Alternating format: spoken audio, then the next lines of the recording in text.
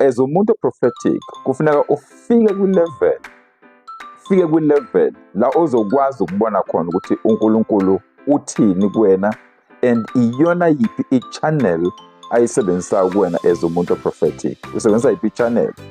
Because njengoba sikhuluma ukuthi kunama-dreams, right? Okay, iphupho lezo ukuthi vision of the night. So ngithi-ke each and every dream elifika kuwena liphethe a prophetic message, right? So uma beliphethe a prophetic message, i-dream yaziwa nge-divine visitation. Yaziwa nge-divine ukuthi when you speak about the dream, i-dream nayo ilokhuzana i-visitation kaNkulunkulu. So number one, i-channel uNkulunkulu angayisebenzisa ukukhuluma nawe as umuntu prophetic kungama-dreams, kungamaphupho, alright? Ukuthi konke ngiqeda